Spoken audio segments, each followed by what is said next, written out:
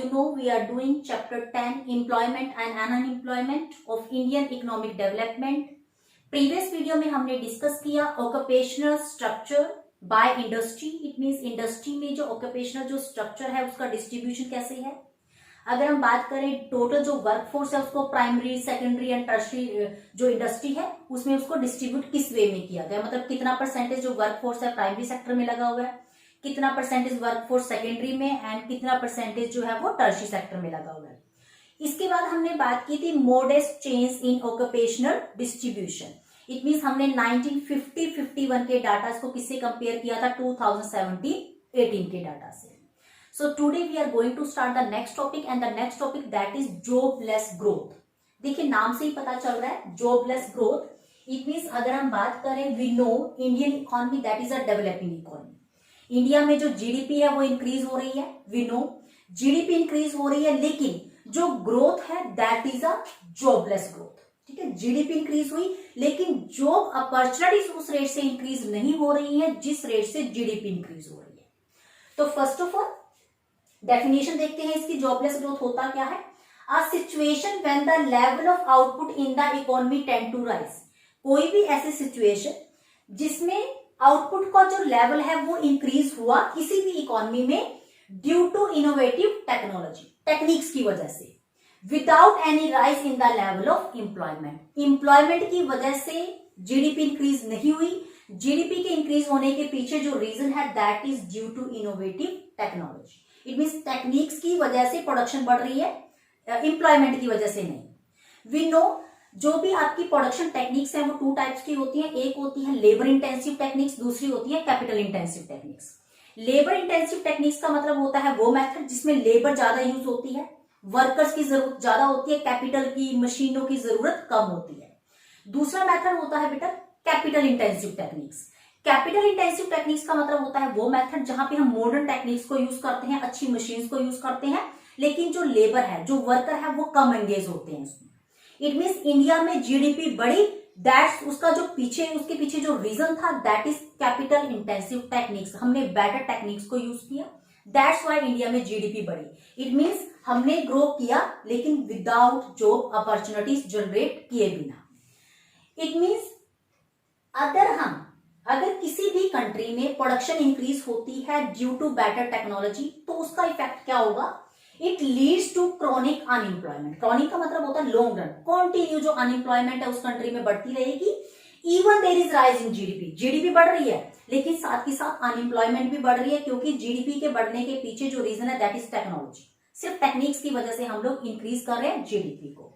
It means किसी भी country में अगर आउटपुट को इंक्रीज करना है तो आउटपुट को इंक्रीज करने के टू वे होते हैं, दो मेथड होते हैं आउटपुट को इंक्रीज करने के. या तो ग्रेटर एम्प्लॉयमेंट अपॉर्चुनिटीज अगर हम कहें लेबर इंटेंसिव टेक्निक्स, या होता है through better technology. It means capital intensive techniques.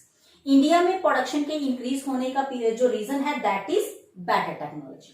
अब क्वेश्चन ये अराइज होता है हम बेटर टेक्नोलॉजी के ऊपर डिपेंड क्यों हैं, हम एम्प्लॉयमेंट अपॉर्चुनिटीज पे फोकस क्यों नहीं कर रहे. इट मीन्स मेन जो क्वेश्चन है वो अराइज हुआ why are we relying more on technology and less on employment. it means हम टेक्नोलॉजी के ऊपर ज्यादा डिपेंड है, एम्प्लॉयमेंट के ऊपर कम.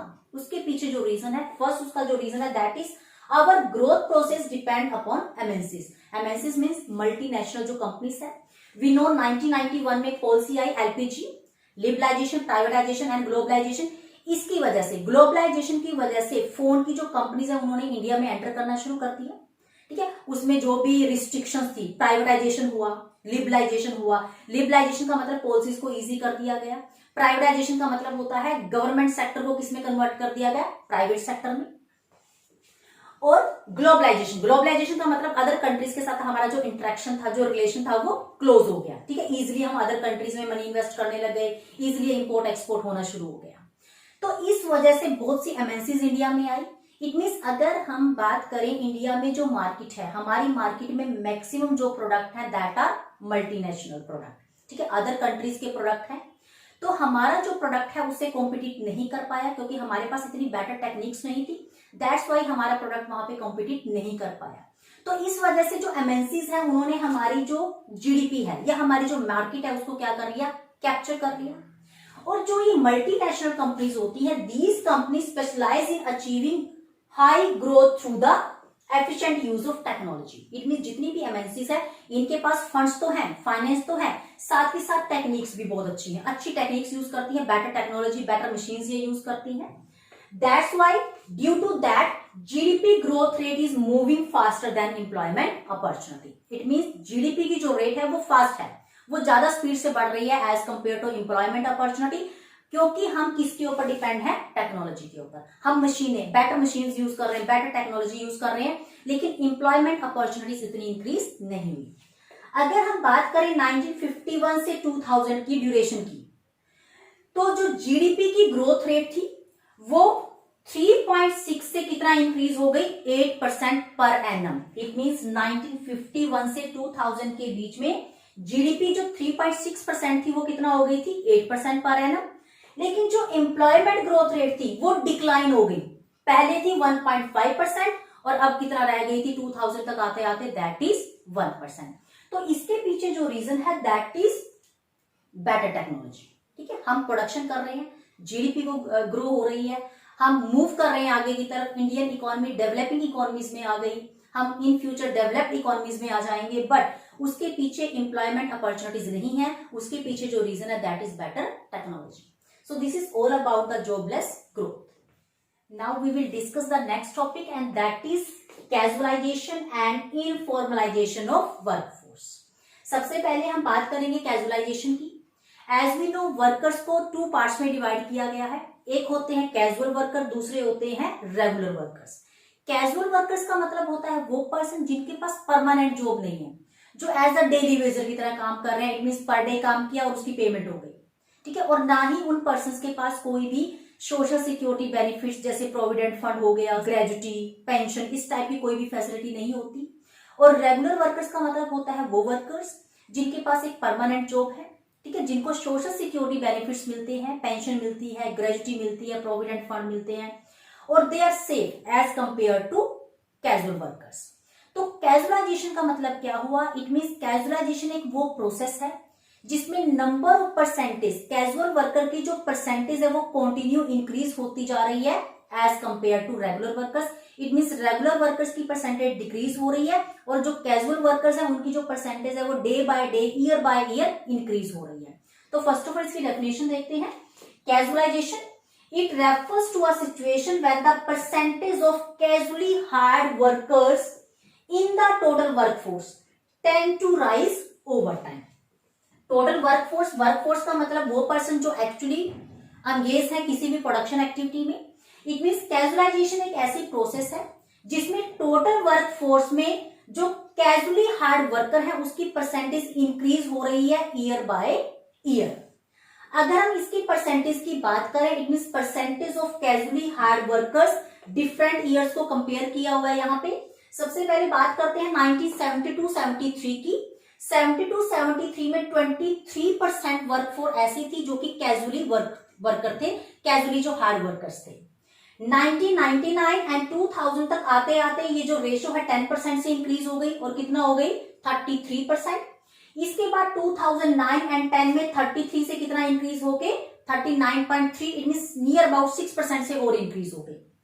आफ्टर दैट 2013-14 में इसमें थोड़ा सा डिक्लाइन आया, 39.3 से ये कितना हो गया 30.9, इट मींस 9%, नियर अबाउट 9% से ये डिक्रीज हो गई। एंड इन 2017-18 ये फिर से डिक्लाइन हुई, फिर से डिक्रीज हुई और 2017-18 में जो रेशो थी that is 24.9%। It means total workforce का 24.9% जो है वो कैसा है, कैजुअल वर्कर्स है। So what are the reason? Casualisation के पीछे रीजन क्या है? क्यों मैक्सिमम जो पॉपुलेशन है वो कैजुअल है, ठीक है, कैजुअल वर्कर्स की तरह काम कर रही है? तो इसके पीछे फर्स्ट जो रीजन है, bulk of the self employed workers या workforce is found in the rural area. It mean self employed का मतलब होता है वो पर्सन जिन्होंने खुद को जॉब प्रोवाइड कर रखी है, जो अपना खुद का काम कर रहे हैं। तो वर्कफोर्स, जो सेल्फ एम्प्लॉयड जो वर्कफोर्स है उसकी मैक्सिमम जो परसेंटेज है वो कहां पे रहती है, रूरल एरिया में। और रूरल एरिया में मैक्सिमम जो एक्टिविटीज है वो कैसे वाली है, एग्रीकल्चर या जैसे एनिमल हस्बेंड्री हो गया, फिशिंग हो गया, तो इस टाइप की एक्टिविटीज है और वहां पे परमानेंट जॉब नहीं है, that is casual workers. Second reason, people work on their farm and field. Rural area में जो पर्सन्स हैं, जो वर्कफोर्स है, अपने फार्म्स में काम कर रहे हैं, अपने फील्ड्स में काम कर रहे हैं, due to lack of non farm job opportunities, क्योंकि उनके पास अदर देन कोई ऑप्शन नहीं है, अदर देन उनके पास कोई भी जॉब अपॉर्चुनिटी नहीं है। इट मीन्स वो एग्रीकल्चर का काम कर रहे हैं, इट मीन्स ये नहीं भी उनको बहुत प्रॉफिट भी हो रहा है, जीडीपी भी ग्रो हो रही है, नो।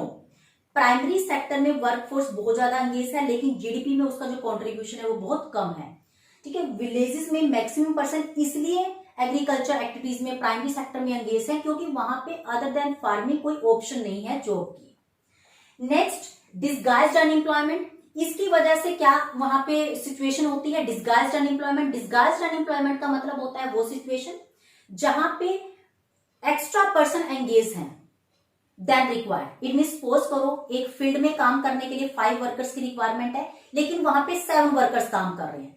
इट मीन्स अगर हमें जरूरत है सिर्फ 5 वर्कर्स की, लेकिन 7 वर्कर्स उसमें एंगेज है, अगर उन 2 वर्कर्स को वहां से निकाल दिया जाए तब भी प्रोडक्शन के ऊपर कोई इफेक्ट नहीं पड़ेगा, प्रोडक्शन वही की वही रहेगी, आउटपुट वही की वही रहेगी।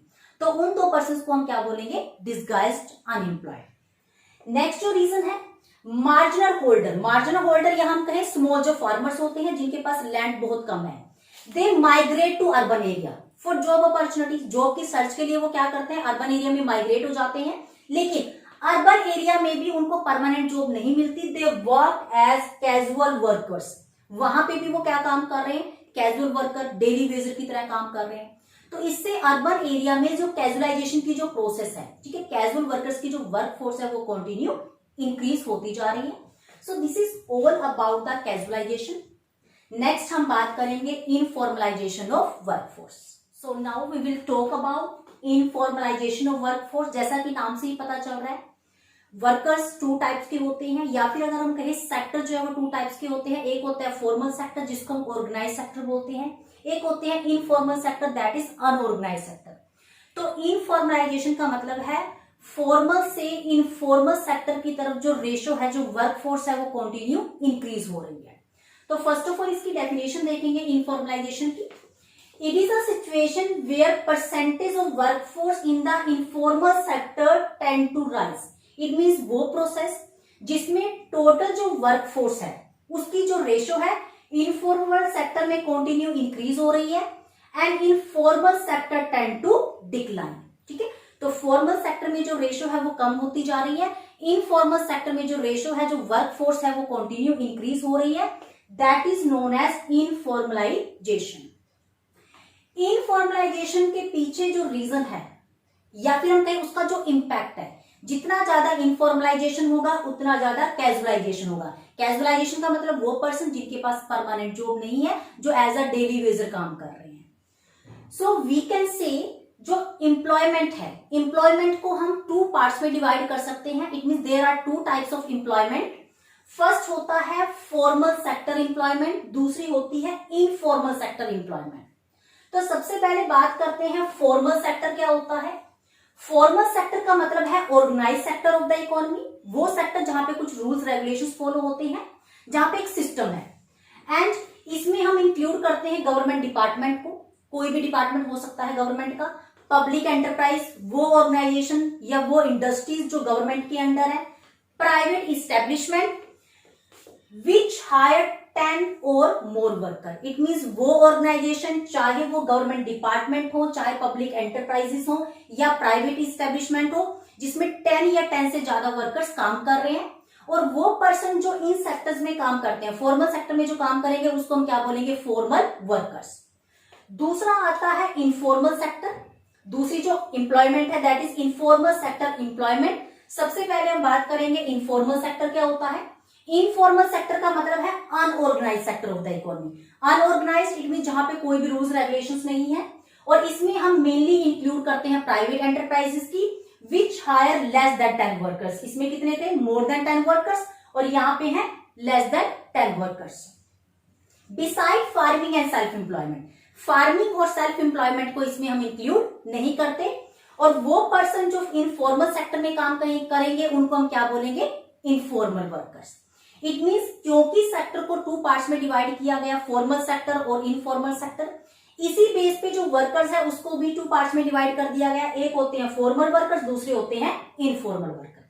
तो फॉर्मल वर्कर का मतलब वो पर्सन जो वर्क इन ऑर्गेनाइज सेक्टर, वो पर्सन जो ऑर्गेनाइज सेक्टर में काम कर रहे हैं उसको हम क्या बोलेंगे, formal worker. Work in organise sector, वो पर्सन जो अनऑर्गेनाइज सेक्टर में काम कर रहे हैं उसको हम क्या बोलेंगे, इनफॉर्मल वर्कर। फॉर्मल जो वर्कर्स हैं getting social security benefit, social security benefit में पेंशन आ जाएगी, ग्रेजुटी आ जाएगी, प्रोविडेंट फंड आ जाएंगी। एंड जो इनफॉर्मल जो सेक्टर जो होता है उसमें जो वर्कर्स काम करते हैं not getting the social security benefit. Formal sector they can form trade union, trade union it means workers की एक यूनियन जो इनके जो भी राइट्स हैं उसको प्रोटेक्ट करती है, ठीक है। लेकिन जो इनफॉर्मल सेक्टर है वो ट्रेड यूनियन नहीं बना सकते, ना उनके पास कोई राइट होता है भी ट्रेड यूनियन बनाएं, कोई भी स्ट्राइक वगैरह करें या अपनी डिमांड्स को पूरा करवाएं। फॉर्मल जो सेक्टर है they are protected by various labour law. Labour law का मतलब होता है वो लॉ जो गवर्नमेंट ने बनाए, कुछ कानून गवर्नमेंट ने बनाए हुए हैं। अगर फॉर्मल सेक्टर में जो पर्सन काम कर रहे हैं, जो फॉर्मल वर्कर्स हैं, अगर उनको एक्सप्लॉइट किया जाता है तो वो इन लॉ के थ्रू प्रोटेक्शन मांग सकते हैं। इट मींस वो केस कर सकते हैं कंपनी के ऊपर या किसी भी फर्म के ऊपर। लेकिन जो इनफॉर्मल सेक्टर है they remain unprotected by the labour law. Informal sector में जो पर्सन काम करते हैं, इनफॉर्मल जो वर्कर्स होते हैं, उनके पास कोई भी ऐसी ऑप्शन नहीं है भी वो लेबर लॉ के अगेंस्ट, उनके पास कोई ऐसा प्रोटेक्शन नहीं है भी वो अपने आप को एक्सप्लॉइट होने से बचा सके। So these are the differences between formal and informal sector. और अगर हम बात करें टोटल वर्कफोर्स की, टोटल वर्कफोर्स का 10% क्या है, फॉर्मल वर्कर, और 90% दैट इज इनफॉर्मल वर्कफोर्स। तभी हमने कहा इनफॉर्मलाइजेशन। इनफॉर्मलाइजेशन का मतलब होता है वो प्रोसेस जिसमें इनफॉर्मल सेक्टर में जो वर्कफोर्स है उसकी परसेंटेज इंक्रीज हो जाती है और फॉर्मल जो वर्कर्स है उसकी परसेंटेज डिक्रीज हो जाती है। अब इसके पीछे जो रीजन है दैट इज 1950-51 में, इट मीन्स आफ्टर इंडिपेंडेंस, जब इंडिया को फ्रीडम मिली थी उसके बाद हमने प्लानिंग करनी शुरू की, 5 इयर्स प्लान बने। तो 1955-51 में हमारी सोसाइटी का जो पैटर्न था वो क्या था, सोशलिस्टिक पैटर्न। सोशलिस्टिक पैटर्न, हम उस पैटर्न को बोलते हैं जहां पे समाज के बेनिफिट के लिए काम किया जाए, ठीक है। कैपिटलाइजेशन नहीं था, इट मींस प्रॉफिट मेकिंग के लिए काम नहीं किया जाता, सोसाइटी के बेनिफिट के लिए काम किया जाता है। तो उस टाइम जो पर्पस था 1950-51 की अगर हम बात करें, उस टाइम जो पर्पस था वो क्या था, ज्यादा से ज्यादा फॉर्मल वर्कर, ज्यादा से ज्यादा जॉब अपॉर्चुनिटीज प्रोवाइड करना फॉर्मल एरिया में, फॉर्मल सेक्टर में, और कम से कम इनफॉर्मल सेक्टर में। लेकिन 1991 में जब एलपीजी पॉलिसी आई, एग्रीकल्चर सेक्टर के ऊपर से रिस्ट्रिक्शंस को रिमूव कर दिया गया, एमएनसीज ने इंडिया में आना शुरू कर दिया। तो जितना ज्यादा लिबरलाइजेशन होगा, प्राइवेटाइजेशन होगा, ग्लोबलाइजेशन होगा, उतना ज्यादा कैजुअलाइजेशन होगा, एज वेल एज उतना ज्यादा इनफॉर्मलाइजेशन होगा। इट मींस इनफॉर्मलाइजेशन का सबसे बड़ा जो रीजन है, उसके पीछे सबसे बड़ा जो रीजन है दैट इज एलपीजी पॉलिसी, क्योंकि प्राइवेट सेक्टर को फ्रीडम प्रोवाइड की गई, एमएनसीज को फ्रीडम प्रोवाइड की गई, ठीक है। तो उन्होंने अपने बेनिफिट के बारे में सोचा और जो फॉर्मल सेक्टर था वो किसमें कन्वर्ट होता चला गया, इनफॉर्मल सेक्टर में। और दैट्स वाई जो रेशो है फॉर्मल में ओनली 10% और इनफॉर्मल में 90% of total workforce. So this is all about casualization and informalization of workforce. In the next video we will discuss about the types of unemployment. It means unemployment कितने types की होती है, rural unemployment क्या होती है, urban unemployment क्या होती है, और उसको फर्दर कितने पार्ट्स में डिवाइड किया गया है। Till then keep watching the video, revise this concept. Thank you dear student, thank you so much.